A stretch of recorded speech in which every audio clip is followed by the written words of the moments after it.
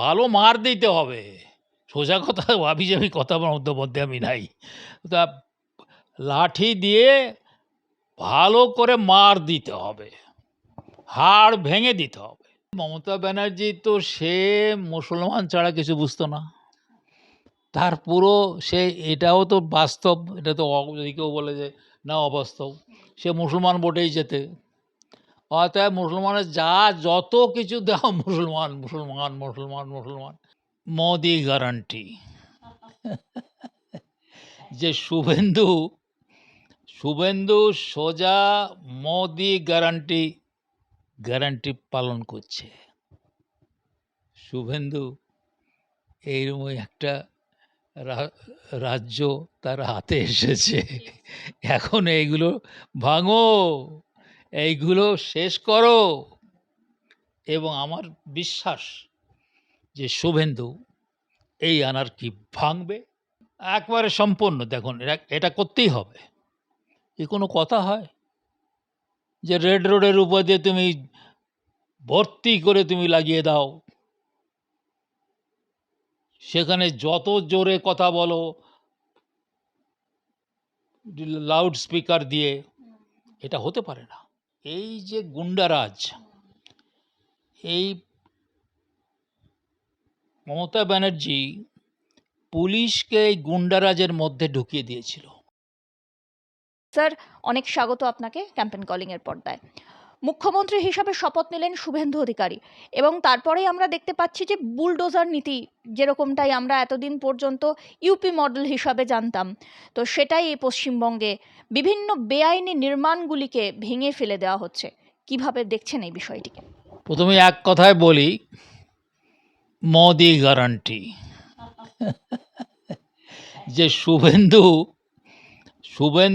সোজা মোদি গ্যারান্টি পালন করছে।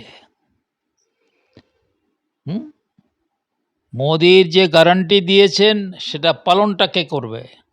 শুভেন্দু, এখনকার যে মুখ্যমন্ত্রী।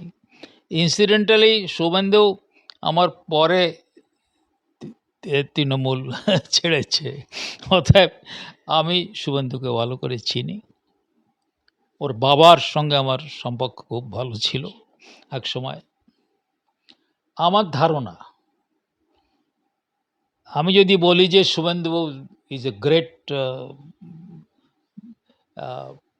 মুখ্যমন্ত্রী, এই সমস্ত কথা বলার মধ্যে আমি যাচ্ছি না, কিন্তু এইটুকুন বলতে পারি যে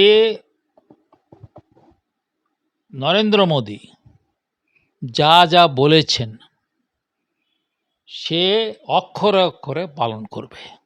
অর্থাৎ যে জিনিসগুলো উনি করছেন।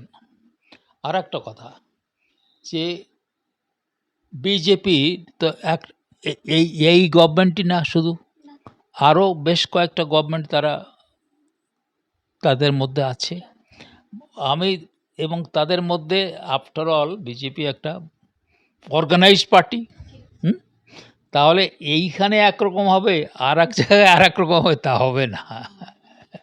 হ্যাঁ, তো অতএব ওই যে বুলডোজার একজন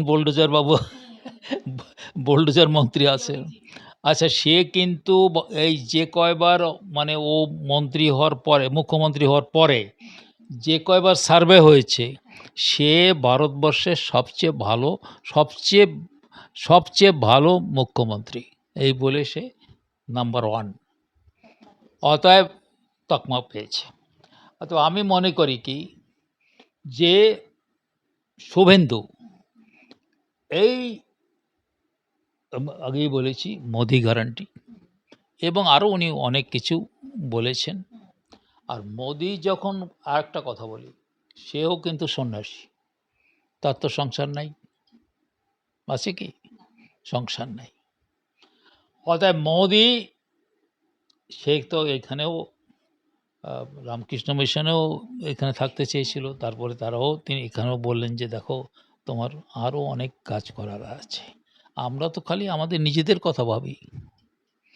অতএব আমি ঘটনাচক্রে আমার একসঙ্গে আমি তাকে তৈরি করেছিলাম, সে গুজরাট কাডারের অফিসার। তারই আমি অনেক দিন সিবিআই থাকার পরে আমি তাকে বলেছিলাম, এবার তুমি গুজরাটে চলে যাও। তার একটু খারাপ লেগেছিল, কিন্তু পরেও বুঝতে পেরেছে। আমি তাকে জিজ্ঞেস করেছিলাম, আচ্ছা তুমি তো বলো দেখি এই যে লোকটা নরেন্দ্র মোদী, তো তো ওখানে মুখ্যমন্ত্রী, এই লোকটা কেমন? তো বলে স্যার তাহলে শুনুন, বলে আমি ওখানে জয়েন করে এখানে তো আমাকে পাঠিয়ে দিলেন, তারপর আমাকে খুব ভালো জায়গায় পোস্টিং দিল। তো আমি যে ওনার অফিসে যে নিয়ম অনুযায়ী ওখানে গিয়েছি, স্যালুট করেছি, বসতে দিয়েছে, আর ইউজুয়াল যা হয় নিয়ম অনুযায়ী একটু চা আসে। তারপরে 2 মিনিট পরেই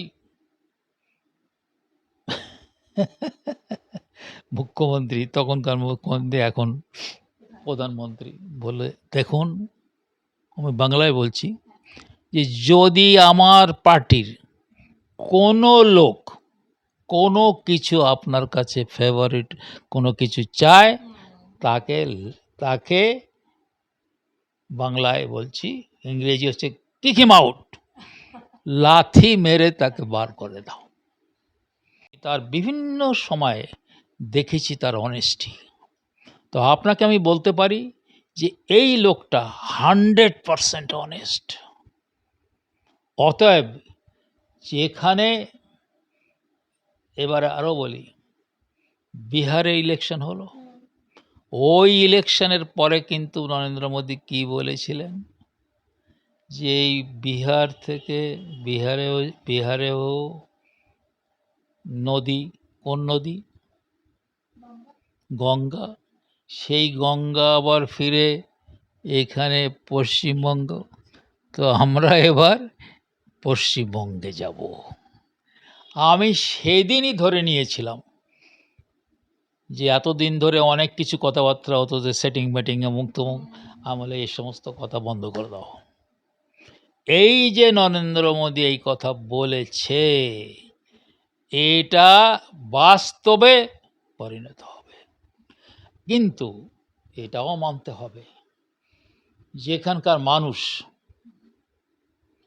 এই যে যিনি ইলেকশনটা করালেন, ইলেকশন কমিশনের, সে, আমি আরেকটা জিনিস বলেছিলাম কোথায় যেন, যে সেন্ট্রাল ফোর্সকে এখানে যেভাবে করতো, এখানে ক্যালকাটা এখানকার পুলিশ যা বলবে, এখানে যাও, ওইদিকে যাও, এরম হলে কিছু হবে না। আর একটা লোক কথাটা বলে গিয়েছিল, সেটাও আমি বলবো কি, প্রিন্ট মিডিয়া বলো যাই বলো, তা ভালো করে দেখে নাই। সেটা হচ্ছে আগের যে এখানে ছিল, তিনিও একজন এক্স আইএএস অফিসার। এখন যিনি এসেছেন তিনি হচ্ছেন মানে আইপিএস, তাই তো কি বলা হয়, তো তার সরকার, তো বলা হয় না যে আমার সরকার। তো সে কিন্তু বলে গিয়েছিল, আমার কাছে তার নোট আছে,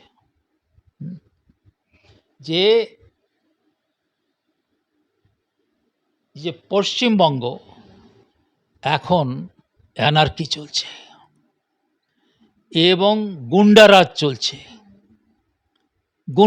চলছে, এখানে মহিলারা সেফ না।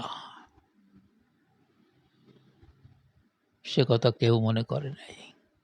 তাহলে সেই জিনিস মানুষ এবার কি করলো, এই যে মানুষ যেভাবে ইলেকশনটা, যেহেতু ওই সেন্ট্রাল ফোর্স, তারা কিন্তু এক কথাও তার বলা হয়েছে যে এই স্টেট পুলিশ ধারেও যেতে পারবে না, তারা যা করবে তাই। তো এটা হয়েছে বলে মানুষ, মানে তারা সাহস পেয়েছে ভোট দেওয়ার। কিন্তু আমি বলছি গভর্নর, গভর্নর আগে যিনি ছিলেন তিনি এই কথা বলে গেছেন। আমি সেটাও বিভিন্ন জায়গায়, হ্যাঁ সিয়ান সে এই 1 2 3 4 বলে গেছে। অ্যানার্কি, ইংরেজি কথাটা হচ্ছে অ্যানার্কি। তো যেখানে যে রাজ্যে অ্যানার্কি হয় সেখানে কোন রাজ্য থাকে না। তারপর বলছে গুন্ডারাজ, তারপরে বলছেন গুন্ডারাজ। অতএব এই শুভেন্দু এইরকম একটা রাজ্য তার হাতে এসেছে, এখন এইগুলো ভাঙো, এইগুলো শেষ করো। এবং আমার বিশ্বাস যে শুভেন্দু এই অ্যানার্কি ভাঙবে, এই গুন্ডাদের ভাঙবে, মহিলাদের পুরো তারা মনের আনন্দে যেখানে যেতে পারে যেতে পারবে, এটা করবেও। স্যার আমরা দেখলাম যে তিলজলাতে পিএসের কেস নম্বর 226 অনুযায়ী যে অবৈধ একটি কারখানা ছিল সেই কারখানার মালিককে গ্রেফতার করা হয়েছে এবং সরাসরি বেশ কিছু নির্দেশিকা জারি করা হয়েছে মুখ্যমন্ত্রীর অফিসের পক্ষ থেকে। সরাসরি মুখ্যমন্ত্রী বলেছেন যে এরকম যত অবৈধ কারখানা আছে সেখানকার বিদ্যুৎ সংযোগ, জল সংযোগ সমস্ত কিছুকে অবিলম্বে ছেদ করে দেওয়া হোক। কিভাবে দেখছেন স্যার বিষয়টি? আমি খুবই ভালো দেখছি যে এই যে অনেকেই জানে না, অনেক জায়গায় এই ইউটিউবের মধ্যেই তার আমাদের এই পশ্চিমবঙ্গের না বাইরের, তারা কি বলছে যে আমরা ওখানে গিয়েছি, এই 2-3 মাস ধরে রয়েছি, বলে যে সব জায়গার জন্য মনে হচ্ছে নোংরা, সব জায়গায় নোংরা। এখন এই যে পরিষ্কার করা, বিজেপির এক জায়গায় তাদের বিভিন্ন জায়গায় তাদের তারা তারা তাদের রাজ্য তারা নিয়ম তারা একরকমই করবে। অতএব ও যেটা করছে সেটা আর এক জায়গায়ও হচ্ছে। অতএব বিজেপি একটা অর্গানাইজড পার্টি, এইখানে তো ইচ্ছে মতো তুমি করতে পারবো না কাজ, যে তোমার মনে হলো যে এটা করো, ও নেই চলেগা। অতএব আমি সম্পূর্ণভাবে কনফিডেন্ট যে আমরা একটা পরিষ্কার সময়, একটা পরিষ্কার ভালো পশ্চিমবঙ্গ দেখতে পাবো, এবং সেইটাই শুরু হয়েছে। এবং এই কড়া হাতে ভাঙো, ভাঙ রে ভাঙ, ভাঙ রে ভাঙ। লৌহ কপাট ভেঙে ফেল করডে লোপাট, রক্ত জমাট শিকল পূজার পাষাণভেদী। সত্যি তাই। স্যার এবারে একটু অন্যরকম প্রশ্নতে আসি। সেটা হচ্ছে যে বিভিন্ন ধর্মীয় স্থান, সেটা শুধুমাত্র যে সংখ্যালঘুদের ধর্মীয় স্থান তাই নয়, যে কোনো ধর্মীয় স্থান হতে পারে। এতদিন পর্যন্ত ওই ডিজে বাজানো কিংবা মসজিদের বাইরে লাউডস্পিকার দিয়ে আজান দেওয়া বা এরকম ধরনের ঘটনা ঘটতো। তবে এখানেও কড়া হাতে সেটাকে বলা হলো যে এবার থেকে সেরকম আর কিচ্ছু করা যাবে না।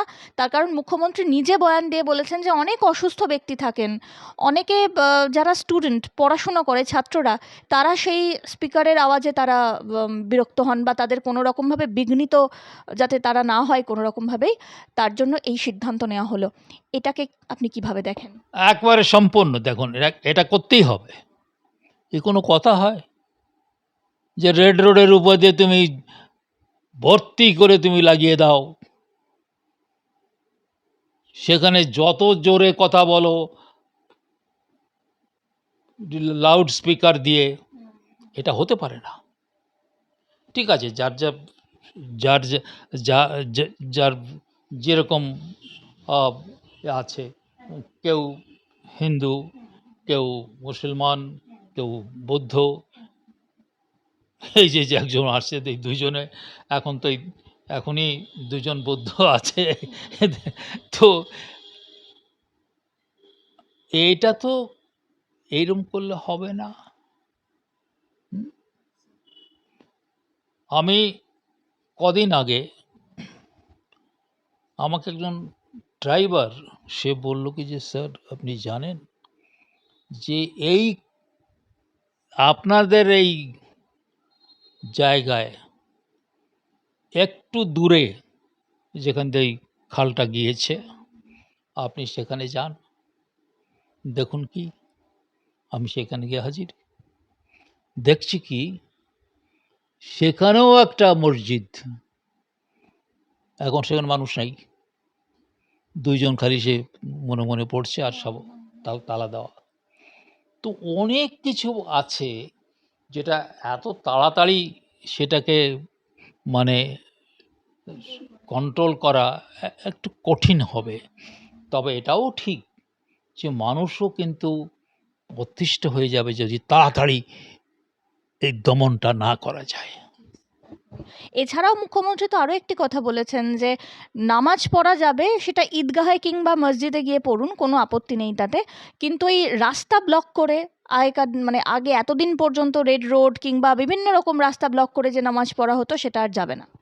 না, কথাটা হচ্ছে যে মমতা ব্যানার্জি তো সে মুসলমান ছাড়া কিছু বুঝতো না, তার পুরো সে এটাও তো বাস্তব, এটা তো যদি কেউ বলে যে না অবাস্তব, সে মুসলমান ভোটেই যেতে, অতএব মুসলমানের যা যত কিছু দেওয়া মুসলমান মুসলমান মুসলমান মুসলমান।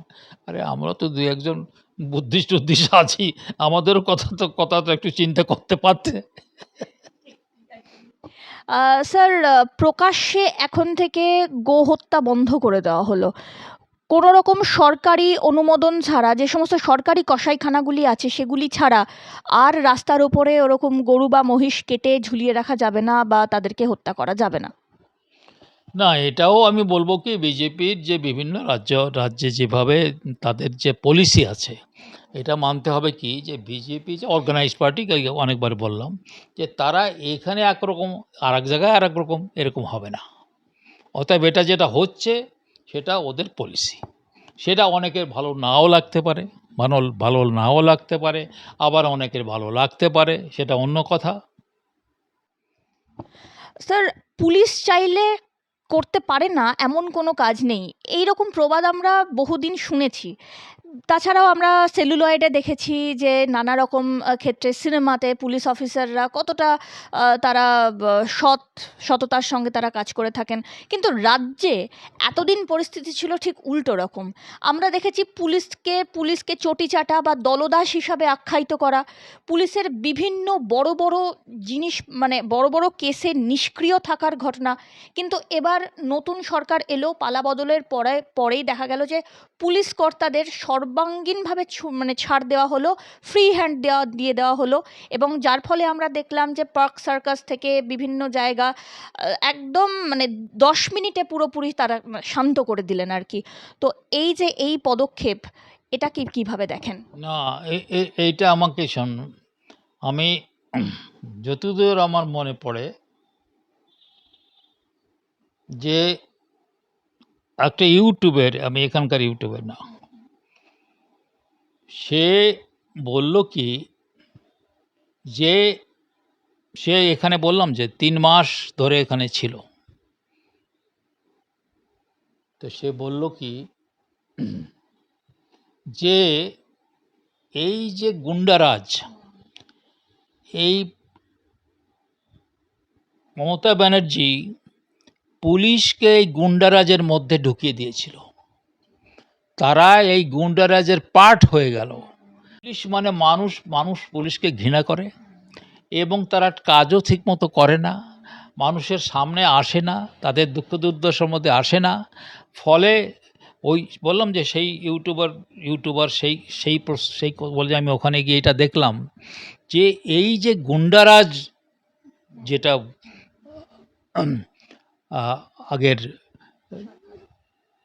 সরকার না যেটা বলে গেল, তো সেই যে গুন্ডারাজ যে কথাটা বলে গেলেন উনি আগের রাজ্যপাল, এই গুন্ডারাজের পার্ট ওই ভদ্রলোক বলছেন ইউটিউবের যে এই গুন্ডারাজে পুলিশ পার্ট অফ দিস গুন্ডারাজ, তাহলে এই গুন্ডামি করতে পারে না। তো তাহলে পুলিশকে এইভাবে নষ্ট করেছো। তো আজকে এইটা নয় কি যে তারা পুলিশ ওটা চেয়েছে কিন্তু তাদের উপায় ছিল না। এমনকি আমাকে একজন পুলিশ অফিসার একদিন বলে গেল যে ইনসিডেন্টালি পুলিশের মধ্যেও আমার অনেক ফ্যান আছে, সব পুলিশ, যে সেইখানে একটা রাস্তায় একজন সে ঠিক মানে ইয়ে ভেঙে যেখান দিয়ে যাওয়া দরকার সেটা না করে সে জোর করে সেদিক যাচ্ছে। পুলিশ তাকে থামিয়েছে। বললাম, আমার থামালে কেন? তুমি জানো কে আমি? বলে, কে? বলে, আমি মুসলিম। আমি মুসলিম বলে আমি তাকে ছেড়ে দিলাম। অতএব এই সমস্ত চলবে না, নেই চলেগা। শুভেন্দু অধিকারী স্পষ্ট তিনি বলেছেন যে পুলিশ ওই পড়ে পড়ে মার খাবে, সেটা এখন আর চলবে না।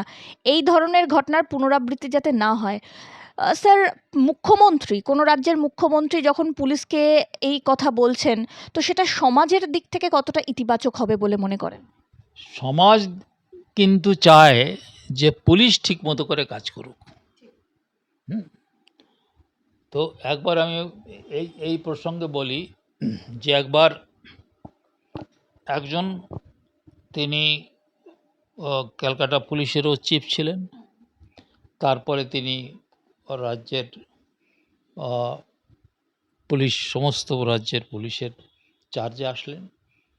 তো উনি আমাকে একটু স্নেহ করতেন। তো আমি একটু রিসার্চ করি।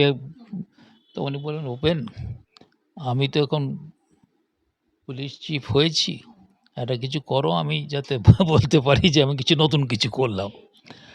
আমি বললাম যে, স্যার আপনি করতে পারবেন কিনা আমাকে তাই বলেন আগে, তারপরে আমি ঠিক করে দেবো যে কি করতে হবে, আমার যেটুকুন রিসার্চে মনে হয়। বলে, আমার কিছু করতে হবে না। বলে, কি করব? তিনি সল্টলেকে মানে বাড়ি ছিলেন। আমি বললাম যে সপ্তাহে একজন কনস্টেবল, বড় অফিসারও না, এক সপ্তাহে অন্তর একজন কনস্টেবল এই সল্টলেকে, অন্য অন্য জায়গায় কি হবে সেই একই রকম হতে পারে, কিন্তু আমি সল্টলেক ধরে আপনি বললেন, আমি বলছি যে সে যে বাড়িতে, সব বাড়িতেও যাওয়া লাগবে না, মাঝে মাঝে একটা বাড়িতে গিয়ে বলবে, আপনি কেমন আছেন, আপনি কেমন আছেন। এই কথাটা কি পুলিশ বলে? এখনো বলে না। কিন্তু এইটুকুনি যদি খালি পুলিশ বলে, অন্য জিনিস ছেড়ে দেন, যে আপনি কেমন আছেন, খোঁজ নেওয়া, যে আপনার তো কোনো অসুবিধা, আপনাদের তো কোনো অসুবিধা হচ্ছে না তো? আমরা কোনো পুলিশকে দেখি না এই কথা বলতে। তারপরে আমার খুব দুঃখ লাগলো। একদিন আমি বললাম যে, স্যার যেটা লিখে দিয়েছিলাম সেটা তো হলো না। বলে, আমি ফেল করে গেলাম। তিনি বলে গেলেন যে আমি ফেল করে গেলাম, উপেন। অর্থাৎ আমার মনে হয় যে পুলিশকে যেভাবে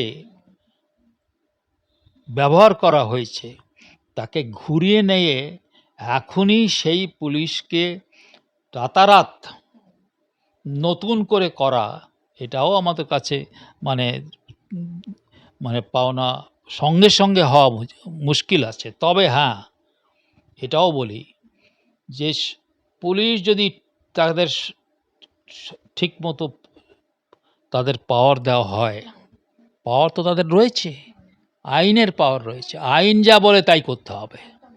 এই জন্যেই ও বলেছে যে এখন আর কোনো যে রুল অফ ল,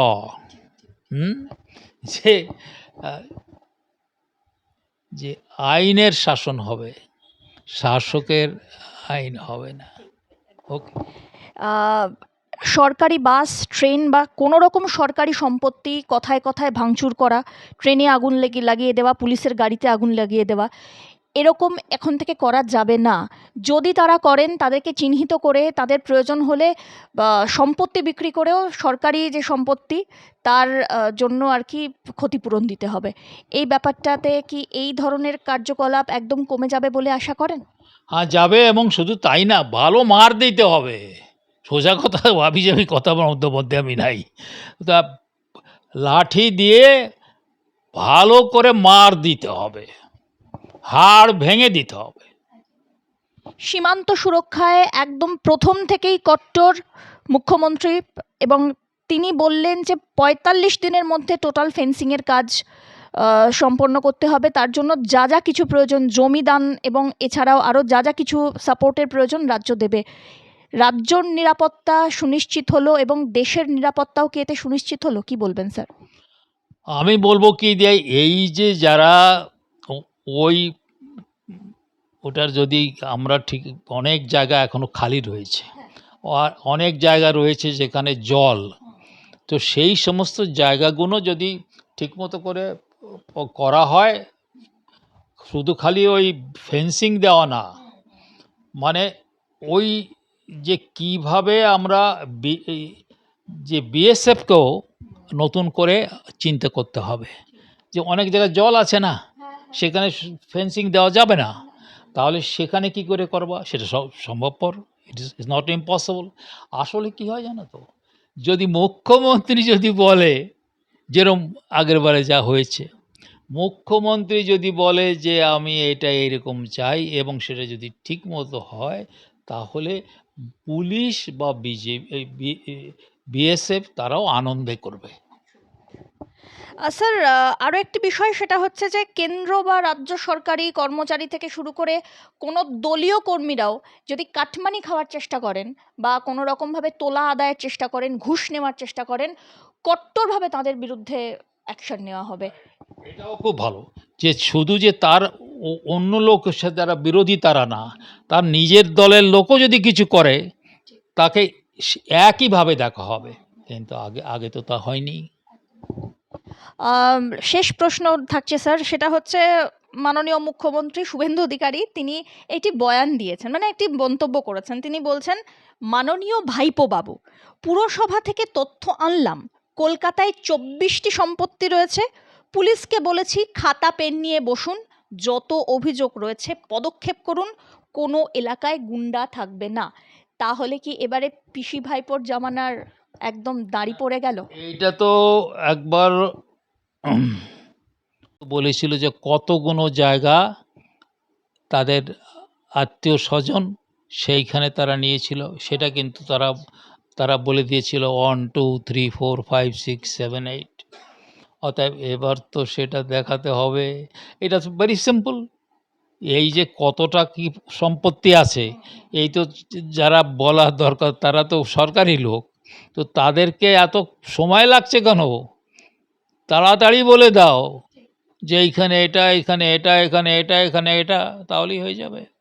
আর যেভাবে মসনদ করেছো তার তো হিসাব দিতে হবে। অনেক অনেক ধন্যবাদ স্যার আমাদের সঙ্গে থাকার জন্য। ধন্যবাদ আপনাদের প্রত্যেককে। এপিসোড কেমন লাগলো অবশ্যই কমেন্ট সেকশনে জানান, আর অবশ্যই আমরা নতুন বাংলাকে দেখতে পাবো, এটা আমাদের প্রত্যেক বঙ্গবাসীর মনের ইচ্ছা। সেই ইচ্ছা কত তাড়াতাড়ি কত সুন্দরভাবে পূরণ হয় সেটাই এখন দেখার। দেখতে থাকুন ক্যাম্পেন কলিং মিডিয়া। ধন্যবাদ, নমস্কার।